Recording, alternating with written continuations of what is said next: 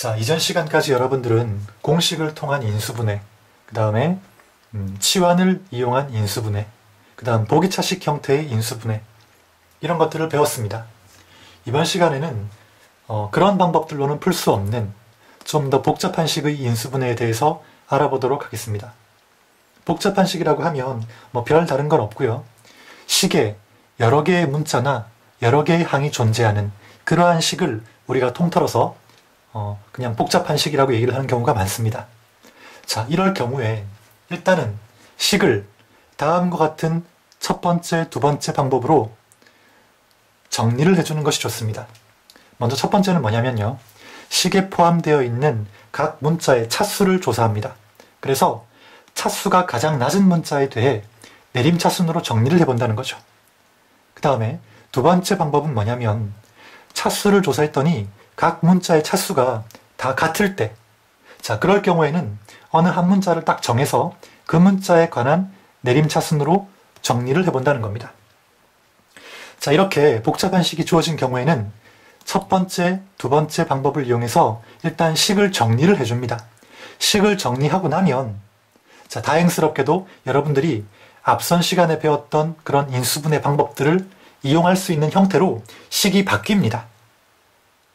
자, 말로는 더 이상 설명하기 힘들고요. 여러분들이 잠시 후에 예제를 볼 건데, 예제를 보면서, 자, 이런 방법들이 어떻게 문제에 적용되는지 한번 살펴보도록 하겠습니다. 일단은 여러분들이, 자, 복잡한 식을 인수분해하기 전에 먼저 이런 식으로, 자, 두 가지 방법을 이용해서 식을 먼저 정리한다는 것만 딱 기억해 두시기 바랍니다.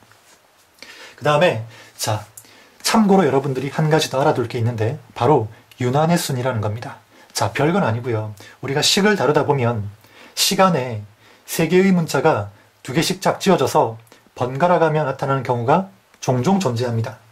자, 우리가 앞선 시간에 배웠던 곱셈 공식을 여러분들이 떠올려 본다면 아마 이 식 기억날 겁니다. 그쵸? 예. 이 식 기억이 나야 됩니다. 중요하다고 그때 강조했었습니다.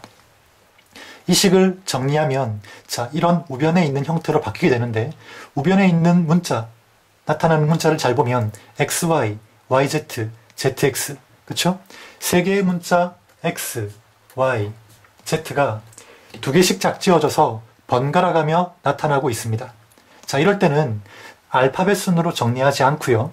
XY, YZ, ZX 이런 식으로 꼬리에 꼬리를 무는 방식으로 우리가 정리를 해주는 것이 보통입니다. 그쵸?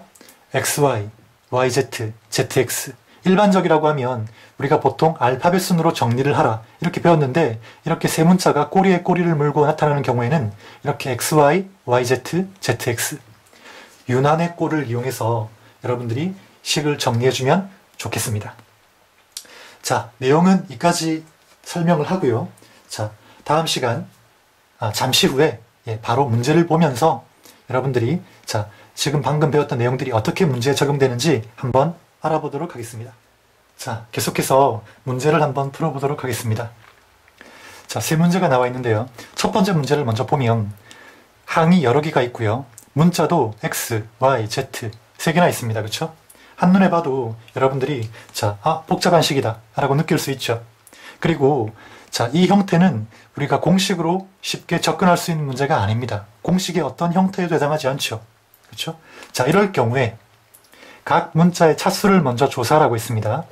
자, X를 먼저 보면요. X는 3차, 그 다음 여기는 1차, 2차 나와 있는데 가장 높은 차수가 3차죠. 그 X라는 문자에 대해서 식을 본다면 3차식이 될 겁니다. 다음 Y라는 문자에 대한 식으로 본다면 어떻습니까? 역시 Y의 제일 높은 차수가 3차니까 Y에 대한 식으로 본다면 역시 3차식이 되겠죠. 그 다음 Z에 대한 식으로 한번 볼까요? Z의 제일 높은 차수는 2차죠. 그러니까 Z에 대한 식으로 본다면 2차식으로 볼 수가 있습니다. 자, 그럼 당연히 어떻습니까? 여러분들 차수가 제일 낮은 문자에 대해서 한번 정리를 해봐야 되겠죠. 그렇죠? 네. 정리를 한번 해보겠습니다. 그러면 Z에 대한 2차항 이렇게 와야 될 거고요. 그 다음 Z에 대한 1차항 보입니까? X제곱 Y제곱 Z. 다음 Z가 없는 항 x세제곱 마이너스 y세제곱이 있죠. 이렇게 정리가 될 겁니다. 자, 이렇게 정리했다면 여러분들은 거의 다 푼 거나 마찬가지입니다. 자, 아직 잘 안 보이겠지만 이 식을 잘 뜯어보면 x-y, 그 다음 이 z의 개수도 보면 어떻습니까? 인수분해했을 때 x 플러스 y, x 마이너스 y 이렇게 인수분해 되겠죠. 그 다음 x세제곱 마이너스 y세제곱도 여러분들이 공식에서 배웠습니다. x 마이너스 y, 그 다음 x제곱 곱한 것의 반대부 뒤에 것 제곱. 그쵸? 자, 이렇게 식이 각각 인수분해가 된다고 보면 모든 항에는 x-y라는 공통항이 존재하게 됩니다. 모든 항에 공통항이 존재할 경우 그 공통항을 묶어서 인수분해할 수 있다. 인수분해의 제일 기본이었죠? 그러면 z제곱 더하기 그 다음 x 플러스 y의 z 남는 것만 적어주면 되겠네요. 그쵸? x제곱 더하기 xy의 플러스 y제곱. 자, 이렇게 인수분해할 수 있을 겁니다. 됐습니까? 다음 두 번째 역시 마찬가지입니다. 문자는 xy 두 개밖에 없지만 항이 6개나 있고요. 우리가 배웠던 어떤 공식의 형태에도 해당하지 않습니다. 그럼 당연히 복잡한 식으로 보고 여러분들이 식을 먼저 한번 정리를 해보라는 거죠. 그런데 보니까 x도 2차식이고요. y도 2차식입니다. 이럴 경우에는 아무 문자나 한 문자에 대해서 정리하라고 했습니다. 그렇죠? 자, x제곱이 제일 앞에 있으니까 x에 대해서 한번 정리해 보겠습니다. 그럼 x제곱, 그 다음 x에 대한 1차항, x에 대한 1차항. 그러면 x를 묶어냈을 때 3y 플러스 1의 x 이렇게 되겠죠.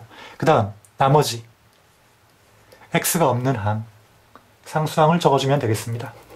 2y제곱 더하기 3y 마이너스 2.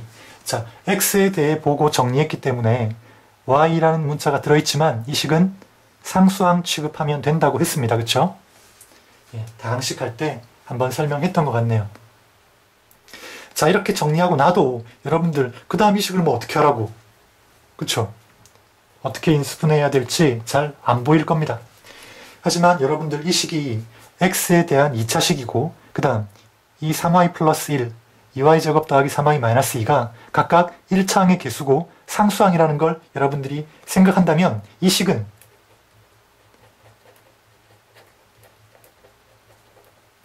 이런 형태 꼴의 인수분해 식이 아닌가 하고 한 번쯤은 생각해 봐야 된다는 거죠.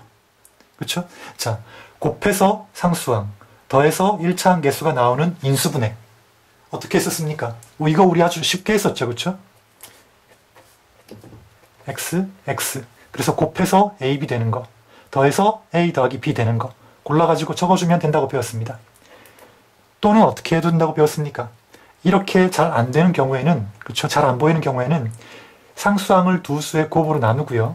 그 다음 1차항 개수가 1이니까 1, 1. 이렇게 해서 하는 방법도 있었죠. 그렇죠?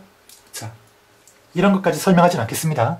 어쨌든, 자, 이 형태로 보고 인수분해할 수 있다는 거죠.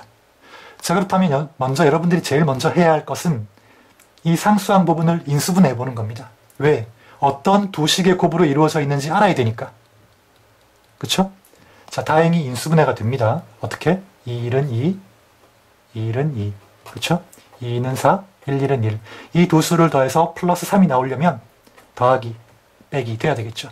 마이너스 플러스 부호 그대로 앞으로 오고요. 그 다음 마이너스 1과 2를 곱해서 상수항이 되는지 이까지 확인을 해야 된다고 했습니다. 그 다음 y제곱이니까 y 한 개씩 넣어주면요. 2y 마이너스 1, 그 다음 y 플러스 2. 이렇게 정리할 수 있겠죠. 그쵸? 이까지 왔다면 여러분들은 이제 다 한 거나 다름없습니다. 2차항 개수 1이니까 1, 1 적어주고요. 상수항이 2y 마이너스 1과 y 플러스 2의 곱이죠. 그래서 2y 마이너스 1, 그 다음 y 플러스 2 두 수의 곱으로 이렇게 나눠주고요. 그 다음에 이렇게 해줍니다. 2y 마이너스 1, 그 다음 y 플러스 2 이렇게 되겠죠. 그 다음 이 두 식을 더해서 뭐 나와야 됩니까? 1차항 개수 3y 플러스 1 나와야 되겠죠. 그럼 3y 플러스 1 나오려면 플러스 되는 수밖에 없습니다. 그래서 이 부호 그대로 앞으로 오면요. 이렇게 되겠죠. 그렇죠? 자, 식을 정리하면 이제 다음과 같습니다. x제곱이 있으니까 x 한 번씩 나눠 써주면 결국은 이 식은 x 더하기 2y 마이너스 1, 그 다음 x 더하기 y 플러스 2, 이런 식으로 인수분해가 되겠네요. 되겠습니까? 자, 다시 한번 차근히 따라가 보면서 여러분들이 직접 한번 해보시기 바랍니다. 다음 3번 문제로 넘어가겠습니다. 자, 3번도 그다지 어렵지 않습니다. 자, 한번 보겠습니다. 먼저 복잡한 식임에 분명하죠, 그렇죠? A, B, C 3개나 있고요. 항도 다 전개해보면 6개입니다, 총. 그러니까 복잡한 식으로 우리가 생각할 수 있고, 자, 그렇다면 이제 어떻게 해야 됩니까? 공식으로 안 되니까, 그렇죠? 예, 각 문자의 차수를 조사해 봐야 되겠죠. A는 몇 차입니까? 2차. B도 얼마입니까? B에 대한 식으로 본다고 해도 2차. C에 대한 식으로 본다고 해도 2차. 다 2차입니다. 이럴 경우에는 한 문자에 대해서 정리하라고 했죠. 아무 문자나.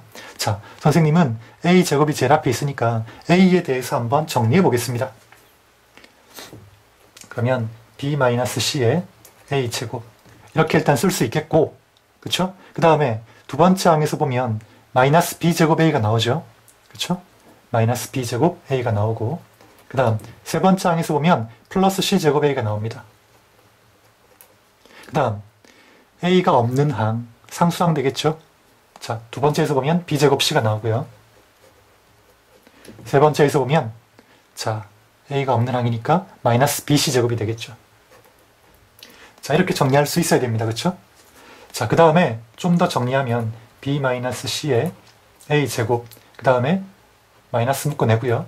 B제곱 마이너스 C제곱에 A, 이렇게 되겠죠. 그렇죠? 그 다음에 상수항을 보면 A가 없는 항은 상수항입니다. 그렇죠? A에 대해서 정리했으니까 BC를 묶어낼 수 있겠죠. BC를 묶어내면 B-C에 BC, 이렇게 될 겁니다. 이렇게 정리하고 나니까 또 어떻습니까?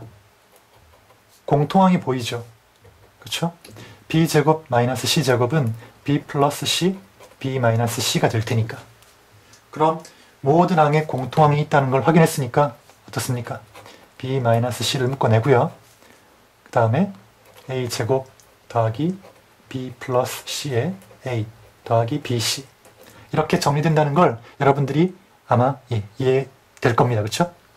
자, 그 다음 여기서 끝나면 안 되겠습니다. 왜? 이 중괄호 안의 부분을 보면 이 부분이 또 인수분해가 되죠. 이 식은 A에 대한 2차식입니다. 그런데 잘 보니까 상수항은 B와 C의 곱이고 1차항은 B와 C의 합입니다. 그렇죠? 이거 우리가 공식에서 배웠던 거죠. A, A. 그렇죠? 2차항 개수가 1인 형태의 인수분해입니다. 그럼 곱해서 상수항, 더해서 1차항 개수. 그런 숫자는 플러스 B와 플러스 C밖에 없다는 거죠. 됐습니까? 이렇게 인수분해할 수 있다는 겁니다. 아, 죄송합니다. 이게 틀렸네요. 그쵸? 여기 선생님 틀린 게 하나 있네. 이 마이너스를 빼먹었네요. 그쵸? 어쩐지 답이 이상하더라. 마이너스입니다. 그쵸? 그러니까 여기도 플러스 B가 아니라 마이너스 B, 마이너스 B가 돼야 되겠죠. 그쵸? 그럼 자, 결국은 어떻게 되겠습니까? B-C가 되고요. 그 다음 A-B가 되고요. 그 다음 A-C가 되겠죠. 그런데 자, 아까 이렇게 세 문자가 두 개씩 번갈아 가며 나타나는 경우는 어떻게 정리하라고 했습니까?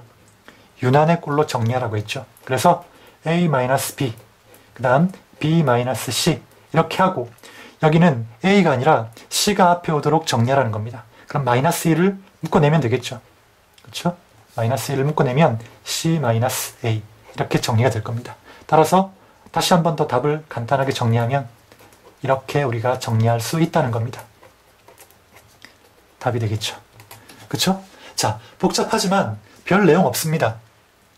각 문자의 차수를 조사해서 차수가 가장 낮은 문자, 그 다음 차수가 같다면 아무 문자나 하나 찍어서, 그쵸? 그 문자에 대한 내림차순으로 일단 정리를 하라는 겁니다. 차수가 낮은 문자가 있으면 차수가 낮은 문자에 대해 정리를 하고, 차수가 같다면 아무 문자나 한 문자에 대해서 내림차순으로 정리를 하라는 겁니다. 그렇게 하고 나면, 그쵸? 여러분들이 알고 있는 방법으로 인수분해할 수 있는 꼴이 나온다는 거죠. 그쵸? 공통항이 생긴다든지. 이렇게 해서 여러분들이 풀 수 있는 형태로 바뀌게 됩니다. 이해되겠습니까? 자, 이렇게 해서 인수분해 과정을 모두 마치겠고요. 여러분들이 다음 단원에 인수정리라는 걸 배우게 될 텐데, 인수정리를 이용해서 인수분해하는 방법이 아직 한 가지가 더 남아 있습니다. 예. 인수분해 단어는 여기서 끝나지만, 예, 다음 시간 여러분들이 또 공부를 하다 보면, 예, 인수정리를 이용해서 인수분해하는 방법을 한 번 더 배우게 될 겁니다. 자, 오늘 강의는 여기서 마치도록 하겠습니다.